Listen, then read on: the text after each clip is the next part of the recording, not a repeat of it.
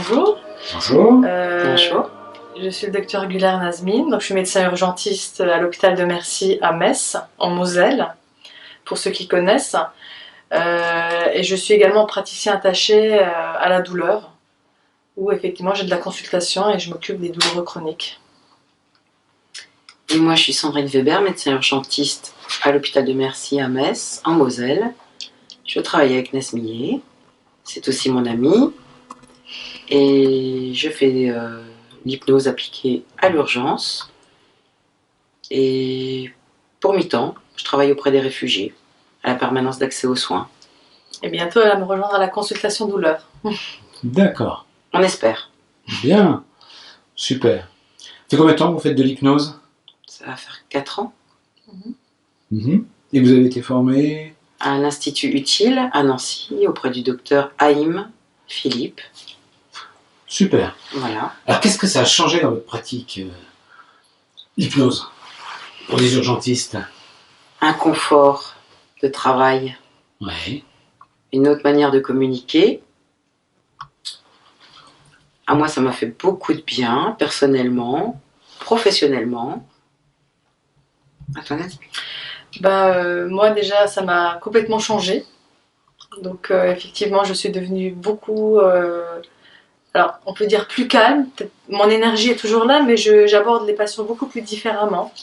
Je suis plus sereine au travail, je m'économise, et du coup je le rentabilise différemment. Donc notre énergie perdue un peu aux urgences, on le transforme en autre chose.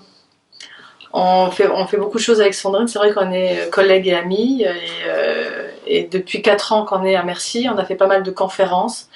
Et l'objectif, c'est de développer l'hypnose dans de bonnes conditions, entre de bonnes mains. Au jour d'aujourd'hui, effectivement, on a déposé un projet à la DG et on espère bientôt mettre en place des formations internes pour que dans tous les services, il y ait des référents qui puissent faire de l'hypnose à tous les gens qui en ont besoin, notamment pour l'accompagnement des gestes douloureux. Et le projet a été accepté, donc on espère dans les années à venir développer tout ça. D'accord. En général, ce sont des urgentistes qui débutent, qui commencent l'hypnose, ou c'est des urgentistes qui ont déjà de la bouteille ou Alors, c'est pas une formation prioritaire pour les urgentistes, c'est sûr. Les jeunes sont plus axés sur les formations techniques parce qu'ils ont besoin de ça pour être bien dans leur basket au boulot. Et effectivement, ça va être plus effectivement des urgentistes qui ont un peu plus d'expérience et qui ont le temps de se former à l'hypnose. C'est vrai qu'en début de carrière, c'est pas la formation prioritaire, mais je pense qu'elle devrait être prioritaire parce que ça aide beaucoup.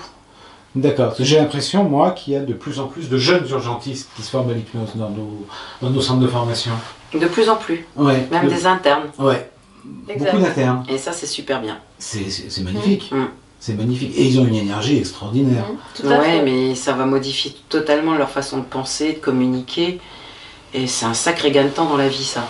Et c'est vrai qu'il y a un mouvement général dans toute la France où l'hypnose est beaucoup médiatisée. Et le fait de voir effectivement des personnes pratiquer sur le terrain, ça aide toujours pour convaincre. Et des professionnels de santé. Et des professionnels de santé, tout à Pas fait. des gens qui viennent de la rue.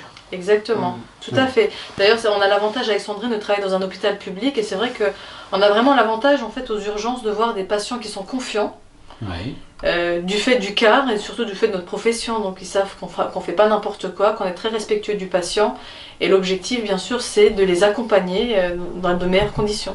D'accord, le cadre est quand même la chose la plus importante. Exact. Qu'est-ce que vous pensez justement de l'hypnose de rue, ce qu'on appelle la street hypnose, pratiquée par des petits jeunes qui connaissent 2-3 techniques Je trouve qu'elle est délétère et c'est la mauvaise pub pour l'hypnose thérapeutique, clairement. Ouais. Il y a des patients qui viennent avec la peur quand même, ils sont pas forcément confiants. Parce que l'image qu'ils ont de l'hypnose, c'est ça, c'est l'hypnose de rue, l'hypnose de spectacle. Et c'est vrai qu'à la consultation, excuse-moi Sandrine, c'est vrai qu'à la consultation, j'ai quand même quelques traumatisés effectivement de ce type d'hypnose. C'est-à-dire d'hypnose de spectacle. Ouais. Et de rue, pas trop, mais d'hypnose de spectacle, oui. J'ai quand même quelques patients qui ont une mauvaise expérience et effectivement, ils viennent me voir en consultation pour des douleurs. Et il a fallu quand même tout démonter. C'est vrai que c'est difficile au début, Mais heureusement, le lien de confiance est là, et donc à un moment donné, on arrive toujours. D'accord. Quand tu dis tout démonter, ça veut dire quoi? Ça veut dire qu'ils ont été consultés, enfin ils ont été voir un type qui faisait de l'hypnose de music hall. Voilà. Ils sont montés sur scène, ils ont Ouais, fait... j'avais une patiente, par exemple, dont la sœur, en fait, avait été hypnotisée, et alors, Est-ce qu'on peut vraiment dire hypnotiser? Ou est-ce qu'on peut dire plutôt manipuler? Est-ce que c'est peut-être l'hypnose? manipulée, alors je sais pas, effectivement, c'est... Alors, une sœur qui a participé, effectivement, à l'hypnose de spectacle, et sa sœur ne s'est plus réveillée, selon ses dires, bien sûr. Oui. Elle a mis du temps, effectivement, à se réveiller, et ça a traumatisé toute la famille, dont elle. D'accord. Et alors Elle vient me voir pour des douleurs, et effectivement, très braquée, donc il a fallu bien expliquer ce que c'était que l'hypnose thérapeutique avant de commencer la thérapie. Mhm.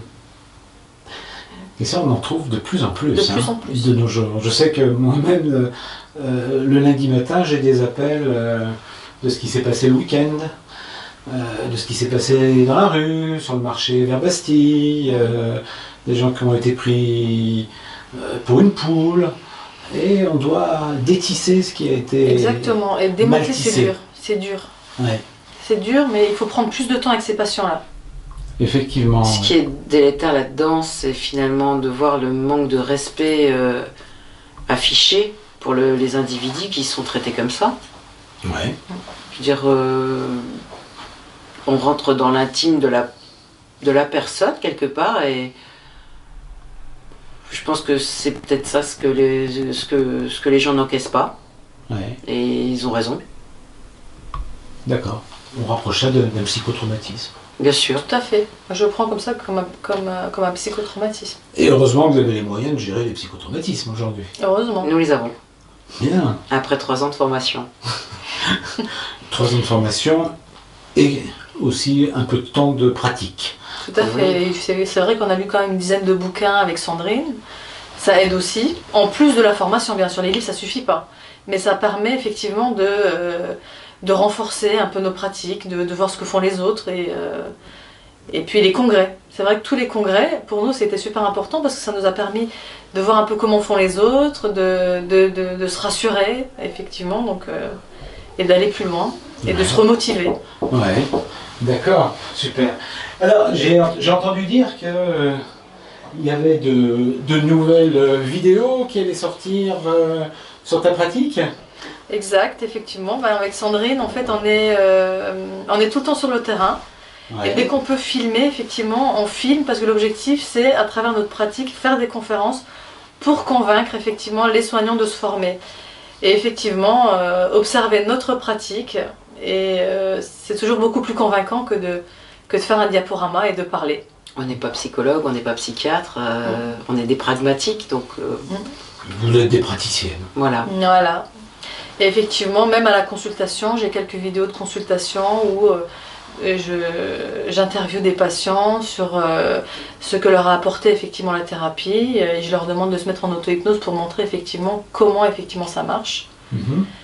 Et j'ai aussi effectivement accompagné. C'est vrai qu'on a une très forte demande de tous les services, donc on essaie un peu d'aller dans tous les services pour convaincre, parce que effectivement tout le monde est encore très curieux, très sceptique. Notamment les cardiologues m'ont demandé d'accompagner une patiente au bloc opératoire. Alors je ne le ferai pas tout le temps, mais je l'ai fait effectivement volontairement, une ablation de Bouvray. L'objectif c'était de convaincre les équipes, et c'est réussi parce que ça s'est très très bien passé. On n'a utilisé aucun antalgique, et du coup toute l'équipe veut se former, et c'était le but. Super, mais j'ai entendu dire aussi que tu avais été à des congrès en Turquie, là où tu es Exact, oui. bien connu, je crois, maintenant. Bah, j'ai été invitée, effectivement, j'ai eu la chance de rencontrer des hypnothérapeutes turcs au congrès à Paris. Ouais. Et ils m'ont invitée, effectivement, et je leur ai proposé de faire une présentation sur l'hypnose aux urgences en France. Ouais. Ils l'ont pris, j'ai été très bien accueillie, ça s'est super bien passé, et effectivement, je suis ravie, j'y retourne l'année prochaine, et le ministère de la Santé turc veut développer ça en Turquie, donc voilà, je suis très contente. Super, magnifique.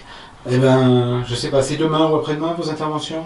Demain après-midi. Demain Demain après-midi, après-midi. eh ben, je vous souhaite tout le meilleur du monde pour ce congrès de Saint-Malo. Merci. Merci. Merci.